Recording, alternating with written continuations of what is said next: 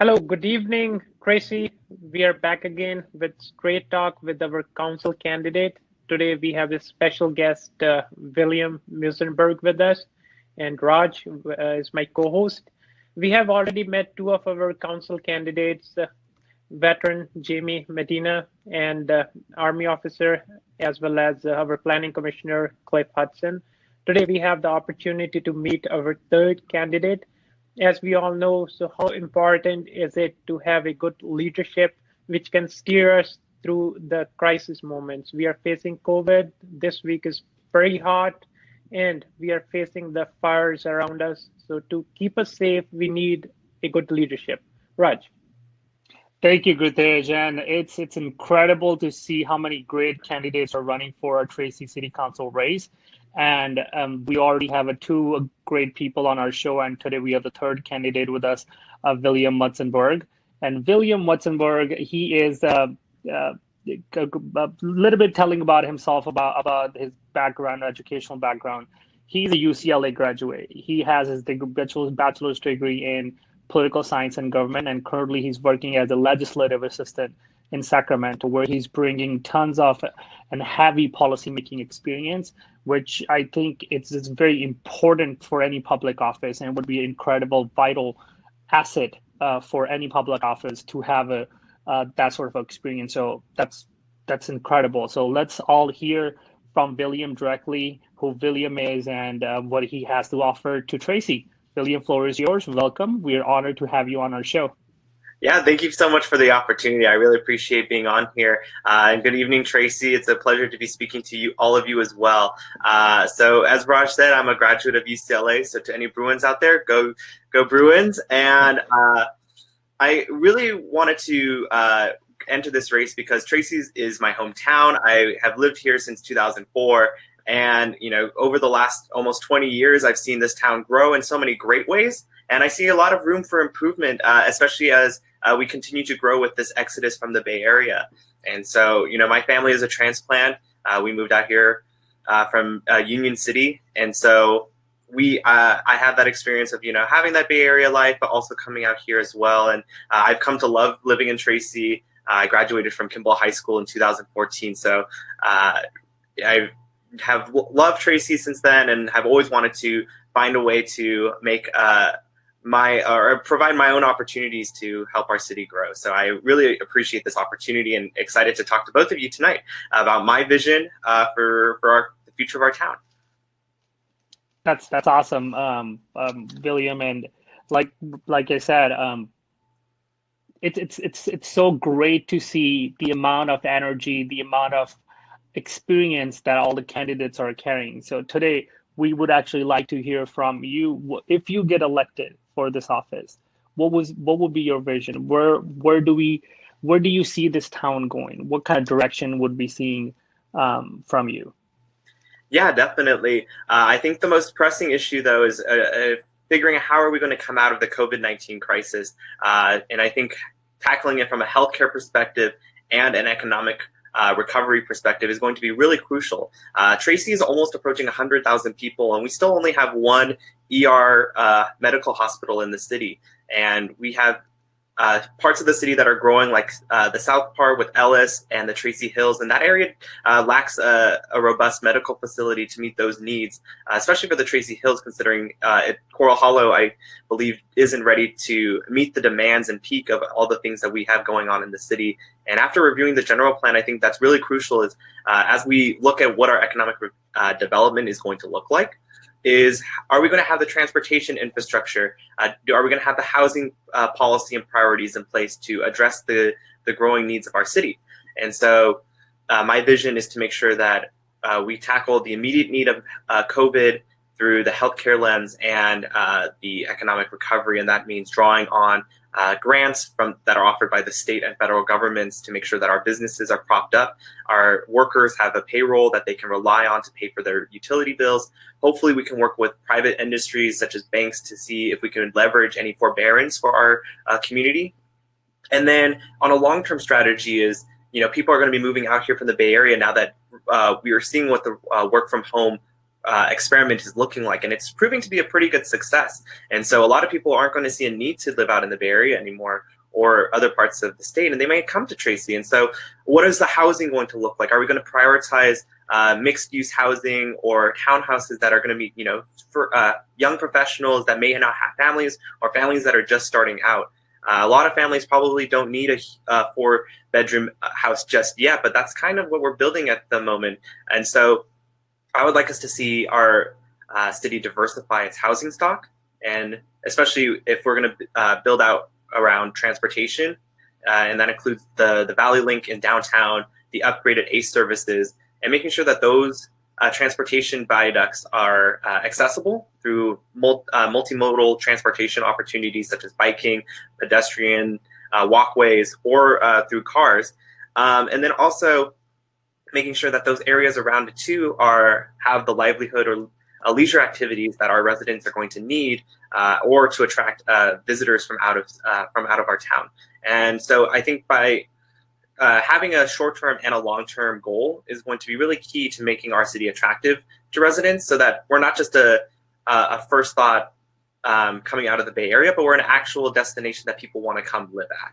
And so that's my dream and vision, is to make sure that Tracy is an economic leader in the Central Valley, and that we are competitive, but also showing all the great things that we have to offer in our city. And so that's kind of like my vision, and I'm really excited to share more in depth about that with the both of you and the rest of the city. Thank you very much, William. So the key points or the key issues you are facing or just thinking of working on is our housing, transportation, and the economic recovery due to the COVID, as well as, we need to have a plan for economic recovery. So for the housing, William, if we talk about it, so 84% of the residents that Tracy has, they have to commute out of the Tracy for affordability. Mm-hmm. And 78% of the work that Tracy has, people are coming from across the cities like Stockton, Antigua, Modesto. So there's a huge affordability gap. So 30% of a household income, so that is being spent towards their housing, and a median salary, I would say 108K is needed for a family to support or sustain a house in this town. So how would you see that affordability gap? As one point you did touch that we are missing the middle houses, like the townhouses, duplexes, and all those things. So what is your plan, or what is your thought, so how you can just mitigate that gap so that the people living in Tracy, they can afford the houses?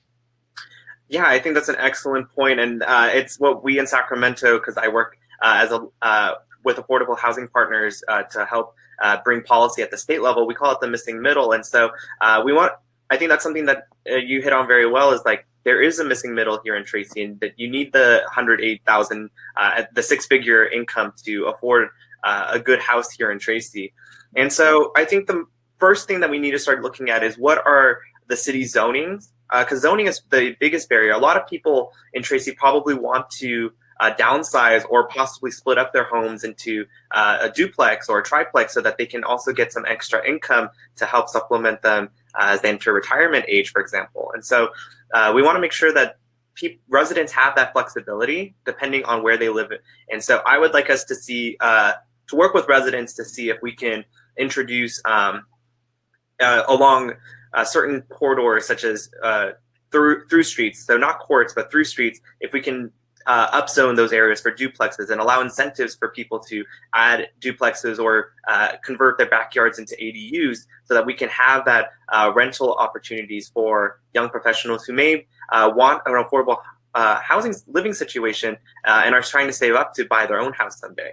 So that's the first thing I would look at. The second thing is we know that the city council passed the TOD, or the Transit Oriented Development Plan, and they were putting that on the ballot as Measure Y this year to amend the Tracy Growth Ordinance, so that the downtown area is not going to be subject to the limitations that are currently placed on the city.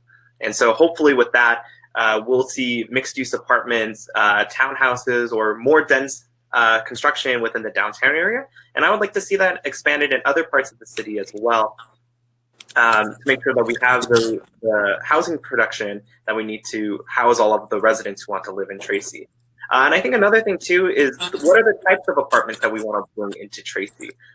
Do we want the traditional or the more suburban style apartments that we see where it's behind a fence or a gate and there's parking, or do we want to see more apartments that provide that walkability or transit access? And so I think thinking about what is the future of our housing going to look like is also going to be very key. And so I want to make sure that we talk to the residents and see what kind of housing do we want to build in our city. Do we want to continue building these large 90s style, as I like to call them, suburban houses, or do we want to mix it up in style as well, or provide opportunities for our residents to convert their homes to downsize and provide the additional units on those parcels? And so that's the experience that I would be bringing from Sacramento, is that I am very keen of what's going on at the state level and aware of how that can have an impact on our local city. And so I want to make sure that we talk to all the necessary stakeholders to make sure that our city addresses this housing. William, I think you touched really, really great points in your conversation on the housing affordability, right? So, because the only focus is just not on the housing affordability, how you can attract more people to come and live in this town and call it this is their hometown. And on top of that, you talked about the young professionals. I consider myself young professional still. And in order to buy a house, you actually need to save up. You can't just come here and if it's like a $700,000, $800,000 house, it's hard for anybody to buy it, because it requires you at least six figures, $100,000 plus income in order to be comfortably living in that. And on top of that, you're probably commuting to Bay Area. With this COVID situation, a lot of people can get to work from home. Maybe in the future that would be a next normal, and that's where some companies are going. And we need to have these discussions and conversations strategically in place, because we don't know 5 years or 6 years down the road what is more coming and how we're going to handle that. And along with that, I don't want to miss a really great point you started off with about the hospitals. Our town is over 100,000 people, and we only have one major emergency hospital by Sutter. But there's no other. Either it's in Stockton, or there's one in Manteca, or you have to go 45 minutes out to Modesto. I don't know this very much out of my knowledge, so just out of curiosity, personally asking, what are the requirements to have another emergency hospital to be open in a town? Is there any population sort of a regulation requirements? Do you have any information on that? Yeah, that's something that I have begun researching, is what are the needs for an additional ER hospital for the city. And I think based on just brief talks that I've had with some of the nurses in Tracy, is that it's going to be based on definitely on population, but then also what are the ratios of patients that are going to need those hospitals as well, and so, or hospital beds as well. And so I think that's going to be really key, is looking at what are the requirements to bringing that in. I am aware that 10 years ago there were talks with Sutter Health about building a complex across from Kimball, and those plans have kind of fallen through. As you can see across the street from Kimball, the roads have still not been paved out all the way. And so how can we restart those talks with Sutter to, if they're planning on bringing a hospital here, or we're planning on it, how can we make Tracy an attractive city to build that facility? And how can we incorporate the medical hospital with the opportunities that we have in terms of a nursing pipeline or a doctorate pipeline, to make sure that students that graduate from our high schools here in Tracy end up in those hospitals? Or how do we attract people from other parts of the state to come work at our hospitals as well? And so I have some connections with folks in the medical field, and would love to continue those discussions with them in order to see the viability of expanding Tracy's medical footprint to serve our residents. So thank you very much, William, for bringing that up. Yes, across Kimball, there is the property that Sutter owns, and there are talks, and I'm not sure where it is, as you explained, like Mountain House is there, Tracy is here, the Tracy Hills is being coming up. So the population-wise city is increasing, and if somebody has something or they have some issues, they have to wait longer and longer time because we do not have that facility, and it's life and death situation. Thank you very much for bringing that up and working towards that. And for the transportation aspect, you mentioned briefly about the general plan. So, what do you think where we are, like day to day commuters, as Raj mentioned, most of us have to go across Altamount Pass. I already shared with you, 84% of the population from Tracy, they are commuting outside, and 78% of the population is coming into Tracy. So, our freeways are jam packed, our inner streets are jam packed. So, as per your research or your knowledge from the general plan, what do you think where we are heading, and what improvements or what direction you can lead us? Yeah, so as a commuter myself, I know the struggle. I've sat in the Bay Area traffic 2 hours one way to the Bay, 2 hours back. I've commuted up to Sacramento. That's an hour and 30 minutes, and so I've seen what it's like, and it's stressful to just sit in your car for hours on end. And so that's why transportation for me is one of the biggest issues because right now, even though a lot of people are working from home, I was actually driving to the Bay Area yesterday, and I saw the freeway was backed up on 580. And so, for me, expanding the opportunities for multimodal transit is going to be very key. And how are we going to make sure that people are going to use those transportation options once they come? Because I think that again goes back to how are we going to plan the city around transit? Are we going to still be car oriented? Because while a lot of us love the freedom of our cars, cars take up a lot of space, and that encourages pedestrians or pedestrian access, or wanting to use your bike, because it creates these unnecessary distances between you and the final destination, which is a train station. And so that's why I'm really proud of the work that the city council has done, and would like to push that even further with the downtown zone, making sure that we have ample residents who are going to use that to commute to the Bay Area. In addition, I would love to see us expand the opportunities we have with the Tracer bus system to really encourage our citizens to use our public transportation within the city.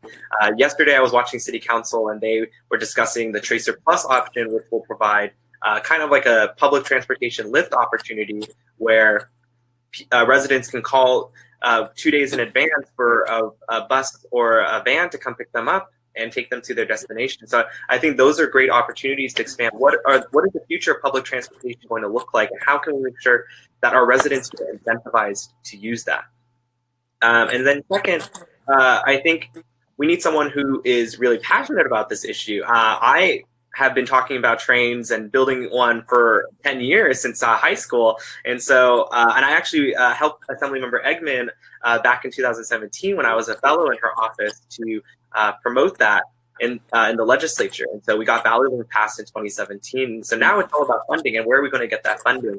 And I think that's going to be the really big push, is how can we get funding not just from the state and the federal government, but how can we draw on county dollars, our local dollars, and private dollars to get this train up and going? Because 2028 is such a long time, and by that point, Tracy could have 120,000 people, or the other neighboring communities could also be growing. Modesto could easily surpass 250,000 people, the Modesto area. And that means more cars on our roads as well. And so I want to bring Valley Link to the area as fast as possible. And that means drawing on out-of-the-box thinking on where are we going to get the funding, how are we going to make sure Union Pacific works with us to get that train up and running, because I would love to see it sped up as much as we can to get people off the roads and into these light rail cars or heavy rail cars, however the Valley Link Rail Authority decides to purchase their rolling stock, to make sure that we get as many people quickly into the Bay Area or brought back from the Bay Area as much as we can.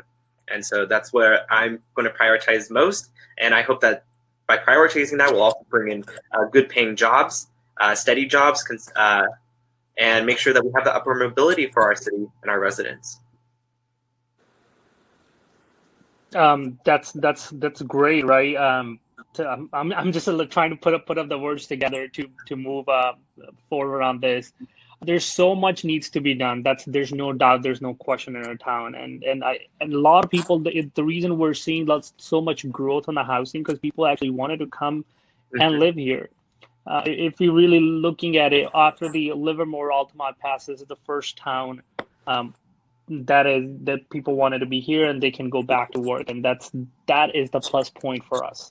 I think if we're looking in the right directions to attract more people, more jobs, there's no doubt in coming 5 to 10 years, this would be the one of the hottest growing community, hottest growing town for sure. And that's where I wanted to see my town going in that direction.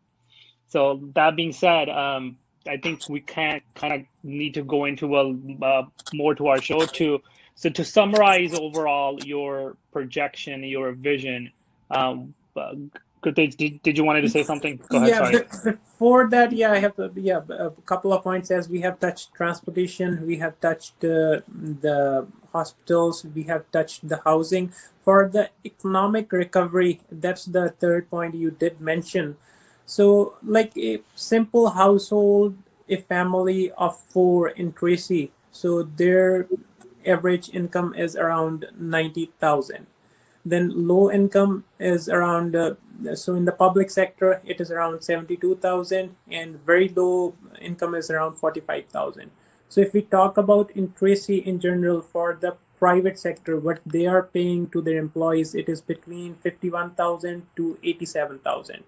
So none of these jobs at present, private sector as well as public sector, do not curtail to the criteria as the median of 108 thousand. So the yearly salary to afford a house. So and economically, due to these circumstances like COVID, so this will take every city as well as the Tracy city a couple of years behind. So can you elaborate on the economic recovery plan? What your thoughts are? How would you bring this city towards progress?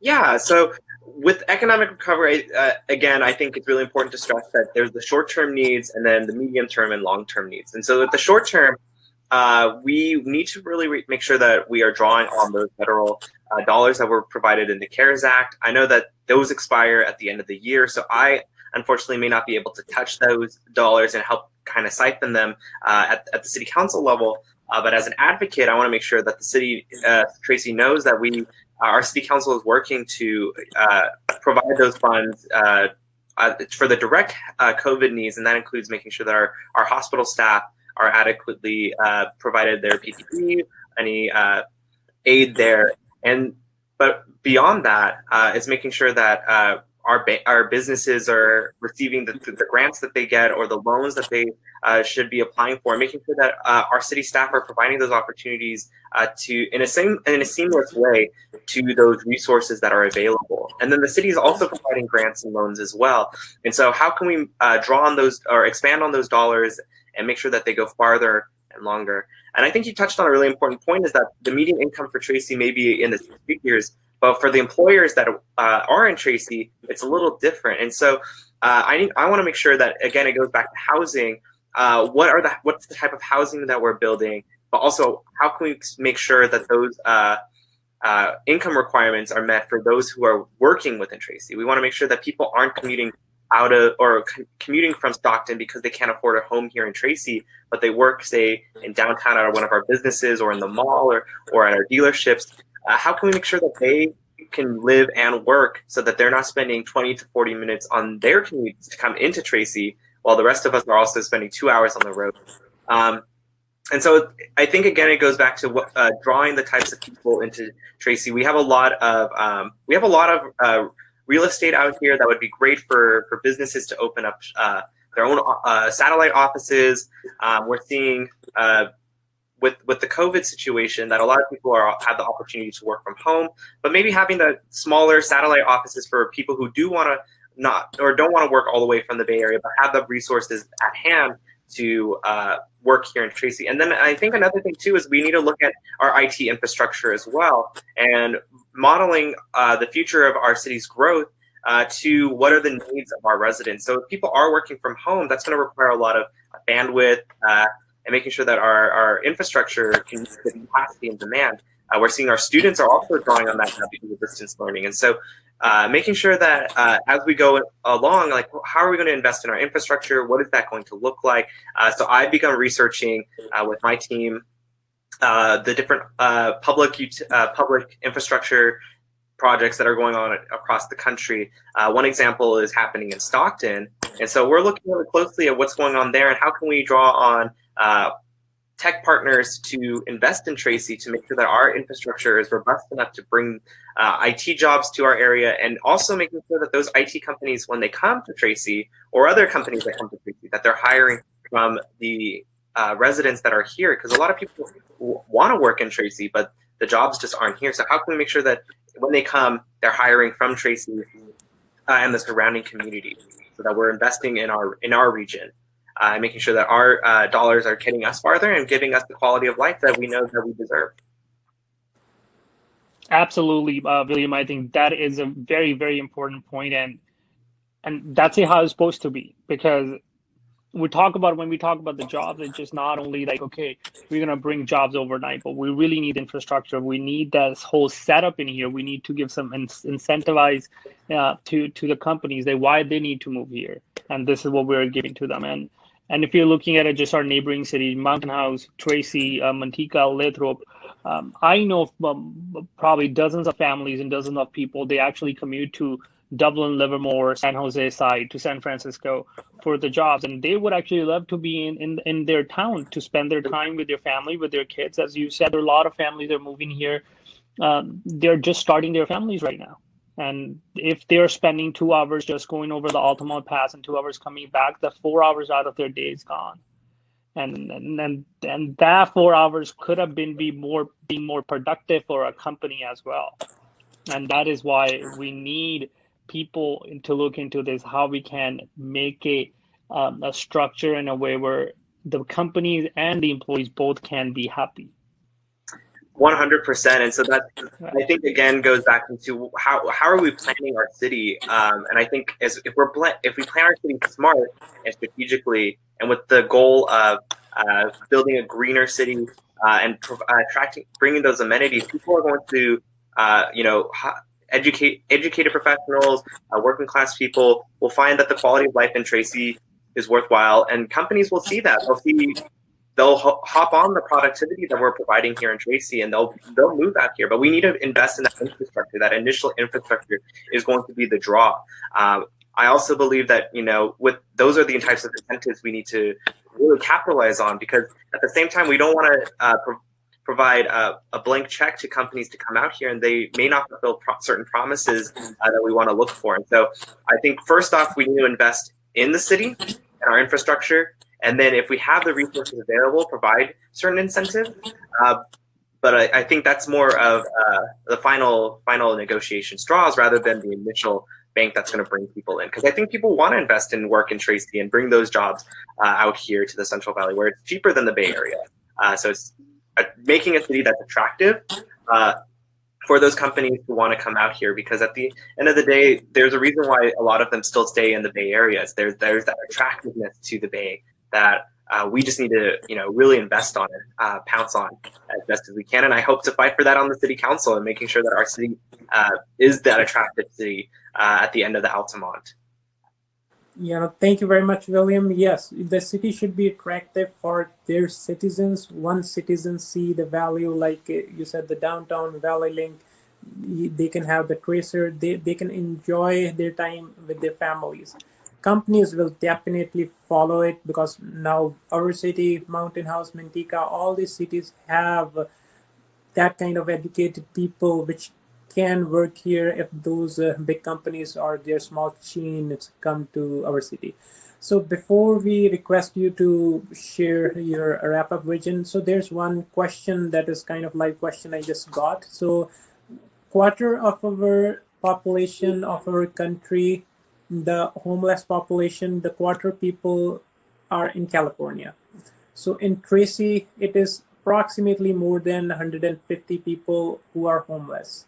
So what are your thoughts about it, and how you want to tackle this problem? The reason the viewers are having this thoughts, or everybody is having this, is because of this COVID. This situation is taking a toll psychologically. This situation is taking a toll economically.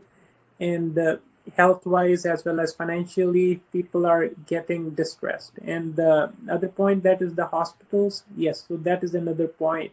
So people are not getting that help that they need at the right time. So those are taking a toll on the citizens of this city. So what is your approach on that? So if I understand the question, there's the homelessness aspect, and then do you want me to touch back again on the medical aspect as well, or tying it all together? I just want to make sure I address the question. So mainly it is the homelessness. So the medical aspect, that's what I was trying to say is, yeah, all those aspects are the triggering points that make people who owns the home just to take them to the other side of the fence. So but the city should have some plan. And as a candidate, what are your thoughts? Yeah, so for me, homelessness starts with prevention. How can we prevent people from getting on the streets? Because as COVID is demonstrating, a lot of people are on unemployment currently because they lost their jobs. And unfortunately, a lot of those benefits are now taken away because the CARES Act funding has ended. So now people are scared that they're going to be kicked out on the street. There's worries about the eviction moratoriums that are going on at the state level. And so I think making sure that our city finds a solution to preventing homelessness where it starts, which is when people lose their home. Because once you lose your home, you lose that stability, and that can lead to a myriad of situations that many of us are never going to experience. But unfortunately, it has a tremendous impact on those who do experience homelessness. And so for me, it's how can we prevent homelessness in the first place? Once people are homeless, how can we tally our type in our services in a way, or triage our services so that people can get this help that they need to get back on their feet. I think a lot of people say like, oh, the homeless, they don't want our help. But after years of being homeless, for example, you're going to feel very dissuaded that anyone's going to come out. So why even bother? And so I think it's just making sure that as people become homeless, they know where the resources are available. And then third, I think another thing too is making sure that our city finds ways, creative solutions that are cost effective to house those experiencing homelessness and providing them services that'll help get them into owning their own homes someday. And we see these stories all the time that people pick their way up out of homelessness and they end up on these magazine covers. But it's unfortunately that's not going to be the case for many people. But I would love to see us tackle this as a humanitarian issue so that people don't feel like, if you lose your job and you end up losing your home, you're not at the end of your luck. There's always an opportunity to come back and make yourself stronger. And so I believe in that, offering those second opportunities and third opportunities and in a robust way, because I think it's not enough to just say, oh, we offered you a second chance and you blew it. It's making sure that when they have that second chance, it's a robust vision, there's a good protocol, and there's a security to it that people feel they have a trust in their government and they have a trust in the community that's providing services.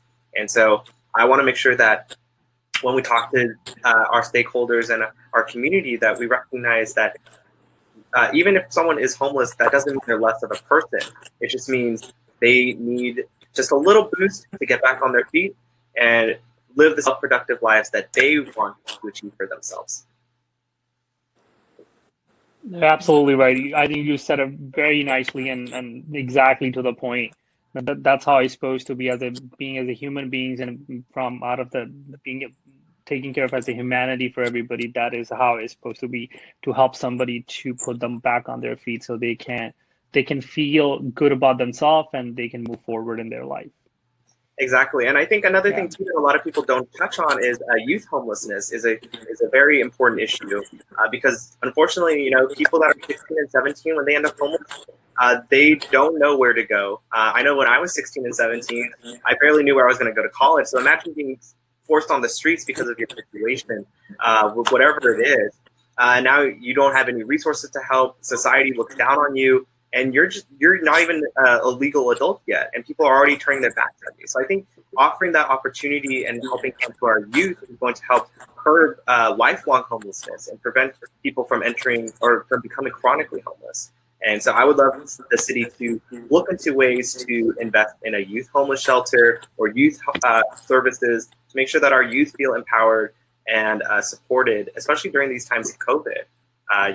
We're seeing people experience depression and other mental issues that might force them on the streets because, for example, if you're LGBTQ and you're living in a hostile environment, you could be out on the street. And so we want to make sure that those youth who are forced out aren't abandoned.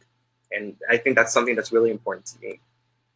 Yeah, thank you very much, William. You touched all the key points that in day-to-day life the Tracy citizens are facing. So at the end, I would just request you to please summarize your aim for the city, what you will be bringing to the city, a takeaway for our citizens or for our voters.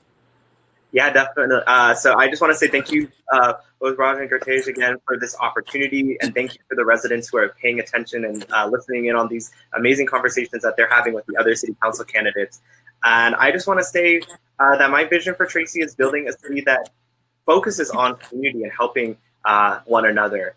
I think that's going to be very critical coming out of the COVID-19 situation, is making sure that we have a helping hand to each other and building out the infrastructure that we need to make our city thrive and attract more residents and attract businesses and attract visitors to ensure that we have the quality of life that we're all looking for.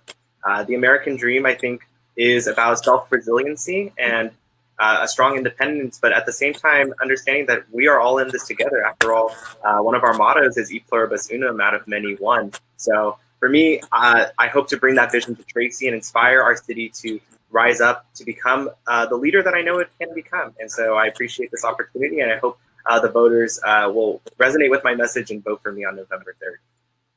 We appreciate your time and energy, William, as well, and helping us get educated as well on a lot of the topics that we're trying to learn as well. So we really appreciate on that part. All right, Yeah. thank you so much for the opportunity. Oh, Thank sorry. you very much. I just want to thank you, William. Thank you for touching very key points that we think in our day-to-day activities and try to juggle to find the solutions. So for our audience, if you will have follow-up questions, we would encourage you to please share those questions with us. We'll forward it to William, or you can go to William's Facebook page or find him and ask follow-up questions. Make an informed decision. We are in a very tough time, as William already mentioned. Yes, we are in this together, and together we'll just pass this tough time. We are having COVID now. It's very hot outside with this fires across California. It is very tough time. We all are in it. We'll pass through it. With that, I'll just thank you, William, again, and thank you, Raj. We had a good conversation. And for voters, please follow up with the questions and make an informed decision. Thank you very much. Thank you. Thank you.